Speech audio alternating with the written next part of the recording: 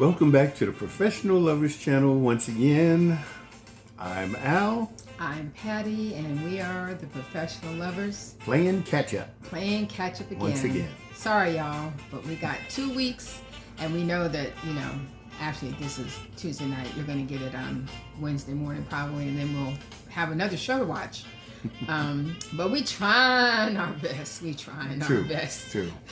Got a lot going on. Got a lot going on. But we don't want to miss our discussion with you. So here we go. All right. The past 2 weeks was a couples retreat. Mm-hmm. That's what the show's focused on, was a couples retreat. The couples went on their last retreat before Decision Day. They got about a week left as of these last 2 episodes. And so the 2 weeks ago showed them basically traveling to the retreat spot in Gatlinburg, Tennessee. Yes, where they ran into bears on their at their place. We've been there. We've been there. Didn't see any bears though, but it's a beautiful area. She didn't see any bears. Okay, I didn't see any bears, and that was a good thing. But anyway, and of course, as the couples are driving along, they're talking and everything. At that point, I think Nicole and Chris were discussing their living arrangements after Decision Day, and it really showed just how they approach resolving issues. Yeah. She's very proactive, and let's get it. Let's make that decision now. And he's kind of like, just relax. Let it happen. And laid back, and we are going to figure it out, but we have to figure it out, and since we can't do anything about it right now, let's not. Yeah. And looking at both sides, I can understand that is a major issue. Sure. That they do have to come to agreement and, respect one another's opinions on it. So it's not a situation that doesn't warrant discussion, but understanding what they were going into a retreat to relax and, just kind of enjoy one another.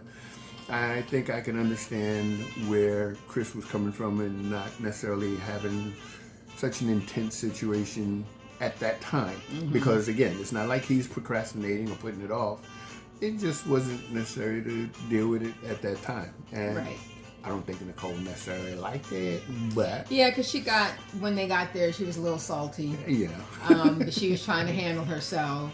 And then he kind of had helped that melt all the way with his little scavenger hunt, where everything was affirming words for her, and that really kind of softened her and got her in the party mood that they needed to be in. True. And of course, on their way home, she brought it up again. And, but, he's not, as you said, he's not, waving it off. Right. He's like, we'll deal with it when we get there. Right. So sometimes the couples did activities on the retreat together, and sometimes they did things on their own, and Nicole and Chris went miniature golfing, and her competitive edge got her to the point where she wasn't having fun anymore because she wasn't making the kind of putts that she should. She was on the verge of breaking clubs. So, but he dealt with it. He rolled with it.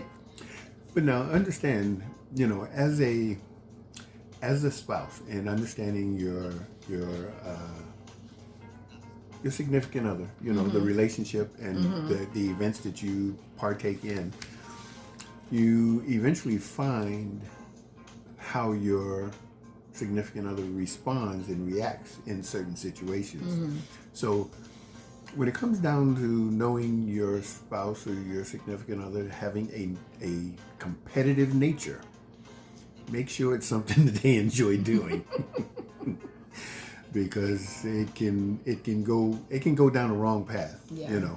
When they're put in a situation where their competitive nature takes over and they're doing something that they're insecure about doing. I think we've seen that a couple of times. Yeah, we have. Yeah. Who comes to mind is the Dominican guy and Gil? No. Light-skinned beard. Married sister. Yeah. Yeah. Brittany or Right. yeah, Vince. Vince. Is it Vincent? Yeah. Vincent. Vince. Yeah. Oh, yes. Yeah, he had those issues. When he wasn't comfortable doing something and he didn't feel like he was doing it well, Yeah, he's just like, I'm done. I'm done. Yeah. Yeah, major attitude. So that's a good point, but that's what came to mind. Mm-hmm. Jasmine and Eris, of course, got quite a bit of opportunity to start speaking up, which she did. First, she was annoyed with him for not asking her to meditate with him, and she let him know, and he promptly said, I'm sorry, come meditate with me. When they were dancing, they were doing the line dancing. And she was like, you know, why is he dancing all up with the instructor and not with his own wife? I'm out of here. She walked out and he had to explain himself with that. And so, you know, she was, I think, telling the girls that, you know, the aha moment was, I need to start speaking up and stop simmering on stuff. Right. And of course, that goes back to her not being shown through her parents how to handle conflict. Yeah, conflict resolution. Right. And so she was just, you know, just backs off of it. But, you know, that's one thing that he said, you know, that he likes. To do, and she needs to confront a situation. I mean, and again, I think all partners have a certain resistance that they want to feel. I mean, it's like iron sharpening iron. I mean, you know, you can't sharpen an iron with butter, you know. So, you know. I don't know if I can say all partners. Like, there are people who are insecure who don't want you pointing out you got what those they dominant individuals but that's saying. insecurity. But I'm talking about true partnerships where it's about growth, right? You know, and it's about growth together. You know, so sometimes that resistance is a strengthening tool. You know, if you see I'm out of sorts or I'm not doing what you expect in a certain or way, what you said you would. Yeah. Well, when I create the expectations and I don't follow through, right? You know, yeah, you speak to it. You know, so and not be, you know, attitudinal with it, but point it out. Don't let it just kind of fly up under the rug and not address it. So otherwise it'll happen again. Well, when the couples were eating together, Eris sure gave Jasmine lots of props in public to everybody, so much so that she got that girl crying. He liked me. And then he had to leave early because he had to go do something for work. And it was nice to see that she was missing him and he was missing her and the dog. So that's a testament to their willingness and acceptance of each other. But now getting to the physical intimacy, even just the hand holding, hugging. I mean, and they did hug a couple times, like when he got back, came back. But because it was only one day, right? But it was a critical day. Yeah. And so, let's see. Kirsten and Shaq are. They see their relationship and how it's going differently. Yeah, they do. She's a glass half empty girl, and he's a glass half full guy. And it's not like she's and I don't want to harp on her, but being that, you know, they're there together. Negativity has a way of just wearing on any situation, especially at a event like that. Yeah, where you're supposed to be enjoying yourself, right? You know, giving yourself an opportunity to be pleasant toward one another and just enjoy the moment. Yeah. And she still thinks that their communication is too topsy-turvy, it's inconsistent. So she doesn't know how decision day is going to go for her. And she says that she feels defeated sometimes. Now, the only place that I had, we'll talk about that later. Yeah, we'll get to that later. Okay. And so, you know, he doesn't feel like, and this is one place where we kind of was like, that's not really the way to look at it. she was saying how they need to have more conversations, more deep conversations that they can continue to get to know each other. And he's like, I don't feel the conversations are all that necessary. Not to the degree that basically that she wants them. Which means to me, with a remark like that, he's not really listening to what she's saying. Yeah, he's looking at it from his perspective. You're right. I don't need a lot of conversation. Because we talk. Okay, yeah, that's conversating. Conversing. Thank you. English. They're conversing, but on any level that happens to be at the moment, as opposed to being intentional about whatever the discussion or topic is. And I think that Kirsten wants to be a little bit more direct and particular with their conversation regarding learning each other. I mean, I understand, where Shaq is coming from, but he also has to understand where she's coming from. Yeah, and it goes back to, and we've talked about this tip from our book, Becoming a Professional Lover, before. And that is, you have to love your spouse his or her way, because loving your spouse your way is selfish. But understand, loving is an action word. And the person that is being loved is only loved if they feel it. Right. And every person has a way that they feel loved. Yeah. So you can be putting together all kinds of effort to make them happy and create a scenario or surroundings or an environment or whatever the case may be. But if, that's not their loving style and they're not receiving it as being specific to them, then they're not feeling loved. Right. And you're wasting a lot of time. Energy, maybe even money. So, and then the next thing, tip says to respect each other's individual needs. So if right now what Kirsten needs is conversation the way that she needs it, then right now it should be given to her. Now, if Shaq's needs are, let's do this conversation when I don't have to stay up until 3 and 4 o'clock in the morning because I got to go to work, then, so that creates a compromise, a situation of compromise. But the bottom line is, you don't get to decide whether your partner's needs are valid to you. Yeah. Or that they're being met because you think you're doing it your way. So, yes, Kirsten, we talked about her having some high expectation or expecting him to be like her dad, whatever the case may be. But if she's saying, I don't think that Shaq knows how to give me what I need. That's valid. That's valid. Now, maybe she needs to say it a different way. Maybe she needs to do more explanation. I don't know. But, that's the only thing in that situation that I would question with him. Clint and Gina, still in the friend zone. Even though she said she can see why they were matched together.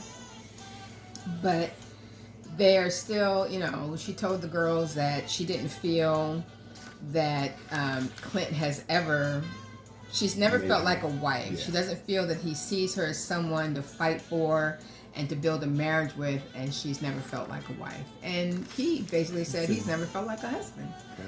That's the friend zone. And they don't seem to be able to get out of that.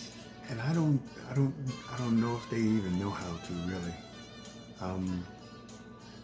Because again, I think they are both physical beings, it's just that, they have, everybody has something that they like, that they think is sexy or appealing or whatever the case may be. They need to find out what it is, and just play. Who knows, maybe if he got that haircut. Yeah. That might turn her on a little bit more. Well, so I don't know. They feel like she says she feels like they're using the tools they've been given by the experts. And, he feels like, they're mostly going up, but it's not creating a different vibe than the friend zone that they're already in, right? So he still feels the relationship can change, though. As long as there's time on the clock. Yeah. And so they, I think that in the last week, Jasmine brought out some questions that she and Eris were, you know, using in the car. Yeah. What do you like the best about each other, the least about each other? What's your, what do you think is the hardest thing that you have to deal with or overcome? You know, things like that. And so they were, you know, giving each other their affirmations and giving each other, you know, what they thought each other could work on. What I really want to focus on, though, what we really want to focus on in the last few minutes of our talk, the pageant. Yeah. The Mr. Retreat pageant. The questions that they were given. And how their responses. And what their responses were. And kind of like what our thoughts are about those different questions. Yeah. Because they were good questions. And so the first question was, what kind of marriage advice would you give other couples who are getting ready to get married? Okay. So Chris said he would tell them to be true to yourself and to show that unapologetically. And that allows a person to genuinely get to understand who you are, what you're about, and, you know, I mean, however deep you want to go with it. But if you're being true and you're being honest in whatever scenario you're in, a person understands where you are and who you are. And, you know, you learn boundaries and so on and so forth. You know, if there's something you don't like, hey, that ain't particularly my cup of tea. You know? Well, and I like the unapologetic part. You are who you are. Yeah. And have no good reservations and bad about it. Yeah. But you don't say I am who I am and with the bad and just be like, and you just got to take it. No, we should always be trying to grow. True. We should always be trying to manage our weaknesses to turn them into strengths, or at least to manage them so that they don't impede your growth. You know, but you should be, if you can't be genuine about yourself, then you really can't be genuine with somebody else. True. And I think Nicole found that out with the other past relationships that she has been in.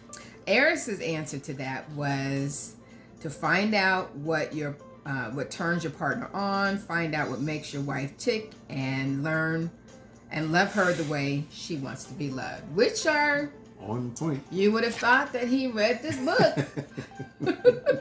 Who knows? Maybe he did. And I find that interesting coming from him. True, considering that he doesn't. That his behavior has not exactly promoted that. That idea, yeah. Next level loving.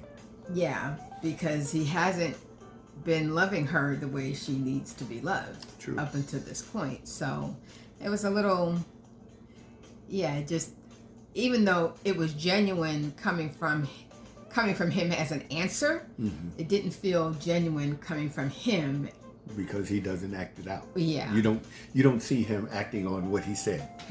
Right. Clint's answer was to love yourself and then spread it to others, and that's true. You can't really love other people if you don't love yourself. Yeah, you gotta enjoy you to make yourself enjoyable to others. Yeah. Because otherwise, people do see where you're not being real. And then Shaq's answer was focus on your own happiness. Now, on the face of that, I had a problem with that, because focusing on your own happiness as a partner to somebody else, it runs counter to our idea of being other-centered. And see, I took it a little differently, because just going back to the conversational requirement that he's having with Kirsten, that he's not really comprehending how. And to me, I immediately went to airplane mode of, in an emergency, you take care of yourself so you can take care of everybody else. And that's kind of how his wording sounded to me when he said it. So it wasn't, I don't think it's a selfish thing, because I don't think he's indicated that he's selfish. So I just kind of took it that however it came out, it didn't necessarily mean for it to come out like that. Okay. But I just kind of thought that, Well, you said you thought that he meant that you have to make your own self happy. Right. You can't put the responsibility of being happy on somebody else to make you happy. Right. And that's true. I 100% agree with that. So if that's your perspective, I can get with that perspective. That just wasn't quite how it came out. Because you do have to. We read a book a long time ago that said the idea was, what if marriage was not designed to make you happy? Designed to make you holy. Right. Yeah. But was designed to make you holy. Yeah. And you think about that, because most people, when they are asked, why do you want to get married?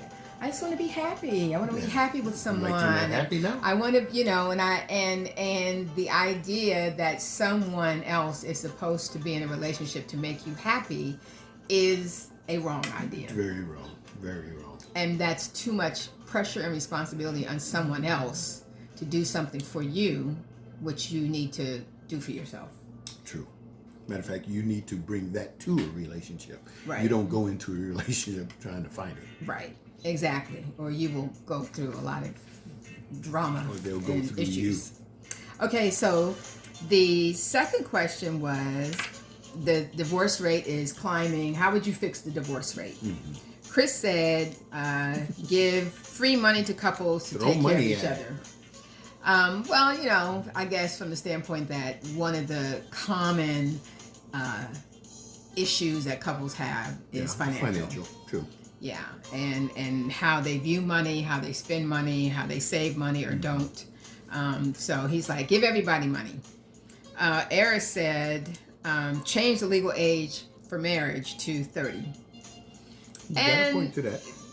Of course that wouldn't happen, but I can understand because it worked for us. It did. I can guarantee you at 25, 26, 27, 28, there was no way that this would have occurred. Yeah, he wasn't ready. True. Very but then true. I wasn't ready either. As in, at 25, I'm just trying to get my career started. Well, you're trying to make yourself happy. Yeah, I'm working on my own life, trying to make it happy. So, but from the standpoint of maturity, you would hope that by 30 you've got a certain at that measure point, of maturity. And understanding the time that you have lived, and understanding your age and the expectancy of the average life. Wasting time is not in your favor. Right. Moving forward. You know, so if you intend to have a full-throated life, that one that you want to enjoy and share with someone, you need it to be serious by that time. And we both said at that time when we were arranged that neither one of us wanted to waste time. Right. It's kind of like, is he serious? Because if he's just playing around because, he got it like that in D.C. where there's more women than are men, then I don't need that. Yeah. And I think he kind of said the same thing. So we were both on that same page. Clint said that the penalty for divorce should be that the one getting the divorce has to give up everything to the spouse. 100%, all of it. Just give it to the spouse. That would be the one that causes that would be the penalty. Yeah. You want a divorce? Just give it up. Start all over again. Right.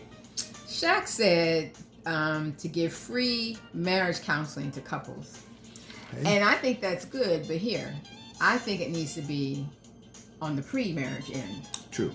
I think that couples don't just get premarital counseling from your clergy or whoever, from just a spiritual standpoint. No, but what my dad did and what he did for all of us were personality testing, loving styles testing, spiritual gifts testing, and looking at those to see how my strengths and weaknesses from a personality standpoint would match up with his strengths and weaknesses, how my personality traits would match up with his personality traits, what could be causes of conflict between the two, what could be causes of strength between the two. And now understanding, going through a battery of tests like that strengthens your future movements in knowing what to expect from each other.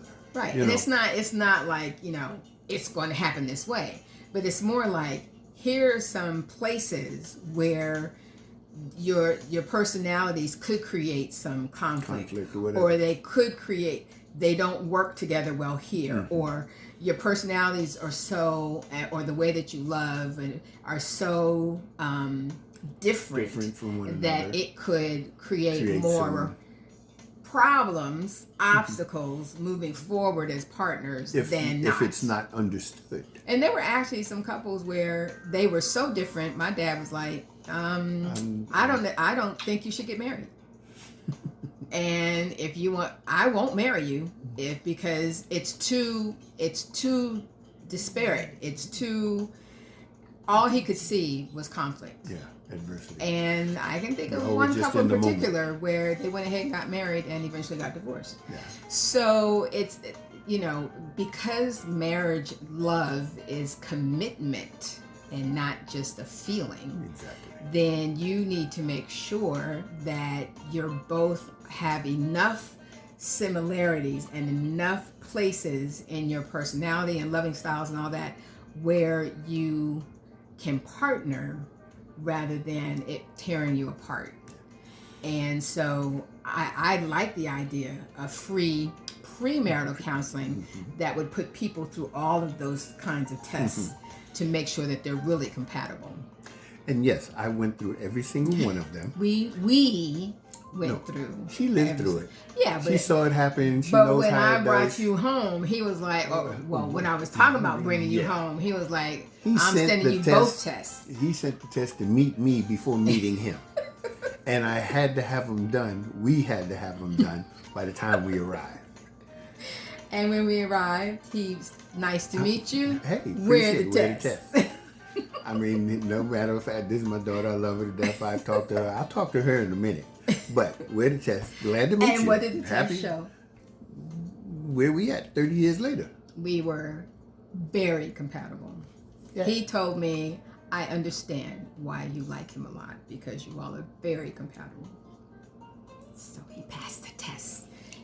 Anyway.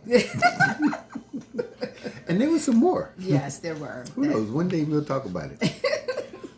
Okay, the last question was about traditional marriage roles. Whether or not in today's society the traditional marriage roles still exist or whether they have changed. And Chris said that, if women want to work, let them work. So that's a little bit different than the traditional marriage roles where the women stayed at the home in house, but they worked. They just worked in the home. They didn't go outside to work. I want to make that clear. And there's something very being a housewife valid still to work. that. Yeah. Oh, most definitely. Yeah. Because if a man was in a house doing what a woman did traditionally, or even those who still previously, do that, who want to, we would lose our minds. Between home and juggling all that stuff and kids too, please. They couldn't do it. Era said that couples should define the roles in their own marriage, and I think that's true. I think that's sound counsel. Now, there are some roles that are natural to men and women just from a physiological standpoint. Right. Okay, the mothering role, the nurturing, that tends to fall into the physiological makeup of women. The protector, provider type security role for men. But as far as, who pays the bills and who does the cooking and who makes the most money, all of that kind of stuff, I think should be defined by people's strengths and talents and skill. I mean, again, if you have a talent to do something, you're bringing that to the table. Why am I going to suggest that you not use your talent to better our relationship and our future? Right. Clint said that he thinks that traditional roles still exist, but that people don't hold marriage in the same esteem as back generations when of old traditional roles were established. He said sanctity of marriage. The sanctity of marriage is not the same. And I would have to That's agree. very true. Very true. Because it's not taken as seriously as it once was, which is why you have the Divorce rate that you have. Yeah. Yeah. We live in a society of, if I'm not happy, I'm out of here. We live in a throwaway society. Yes, and the whole cancel culture, that's very real, because if I'm not feeling you and I'm not feeling you long enough, I'm done. Yeah, and if something's broke, it's like I can replace it with another one. Yeah. As opposed to, and that's the whole, I have a major issue with that, because things aren't made the way they used to be. So when you do create something and something goes a little askew, why not fix it, since you know that it is more reliable, stronger, all of the positives, versus what you don't know in trying to replace it. Because a newer model is usually made with a little less authentic ingredients, so to speak. Or stronger ingredients. Period. Yeah. Yeah. Yeah.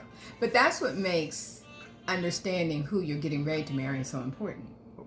Critical. Because if you're about making a commitment and not basing your marriage on feeling, then when you get to those points where you're not feeling him or feeling her, it's the commitment to the relationship that gets you through those times. Periods. Yeah. And you come out on the other side, and then you know, or you work through them, and you get new tools for how to deal with it or how to manage it. And then some things you just have to, you know, if you're a believer, you give to God, because he's the only one that can make any changes. But that's where the commitment comes in. If you base everything in your marriage on how you feel, any given day, you're going to wake up with a cloudy day, and then what? I'm telling you. So Shaq's answer to that question was that that the roles have changed because women have become much more independent. Yeah. And, you know, there's a certain degree of truth to that. But, I mean... I think they changed in the point of being shared. Yeah. You know, like, I don't have a problem, literally. I mean, currently, y'all know what our situation is. We don't have a dishwasher. I don't have a problem washing dishes. You know, I mean, literally, I don't have to wear gloves because gloves don't fit my hands anyway. But just getting in a tub of sudsy water and washing dishes. It's just that he's not home as much as I am, since I work from home. Therefore, his dishwashing is going to happen usually on the weekends and not necessarily during the week. So I'm still busting suds every day. But I ain't making them. But you're not what? I'm not making the sink full of dishes. I ain't here. Anyway, because I'm cooking. Anyway. And I'm washing the dirty dishes that you cook with. Bottom line is, it is about creating your own roles when it comes to certain things. And again, I think that it deals with your skill level, your talent, you know, what you can bring to the partnership to make it as strong as possible, and vice versa. Yeah. And even as you're going through the process, you can even become stronger at whatever it is you are strong at, or whatever your weakness is. So it's about improvement and growth. So there you go. That's our recap of the last 2 weeks. Yay. And we're going to try really, really hard to get this week's done on time. Yeah. So you get 2 recaps in 1 week. And then let's see if we can stay on task until this season is over, which is not that far down the road. Within 2 weeks. Yeah. So with that, red flag couple for the week? 2 weeks? Red flag. Red flag couple. Red flag couple. The half and half couple, Kirsten and Shaq. One's half full, one's half empty. I mean, that's, and that creates an issue, because it's about, that to me is about mentality and temperament, you know, and how you look at things, your perspective, you know, because you're in it together. So if you don't think that, you know, if there's one thing one person thinks is okay, one person thinks it needs work, there's not a meeting there. You know, Right. So And that's the not on the same page he keeps talking about. And Yeah. so I would agree with you Yeah. that they would be my red flag couple too. I'm calling them the half and half couple. Okay. I just had a brain fart. Brain fart. What do we call the other couple? The good one. Couple of the week. Okay. Couple of the week. Whew. Anyway. Your favorite couple of Your couple of the week. Yeah. Of the weeks. This is probably more of a hope than anything, and that's Aris and Jasmine. Get out of my head. We are one. Yes, we are. Yes. I would choose them too, just because of the Hope. that the fact that they missed each other, that they felt the absence of each other in a Good way word. that Good they that it meant something to them. Yeah. Yeah, I would agree. So We are one. yes, we are. Hmm. With that, we hope that you enjoyed the recap and give us your feedback from what you thought about the last 2 weeks. And until this week, we want you to love yourselves And each other. Bye. Peace.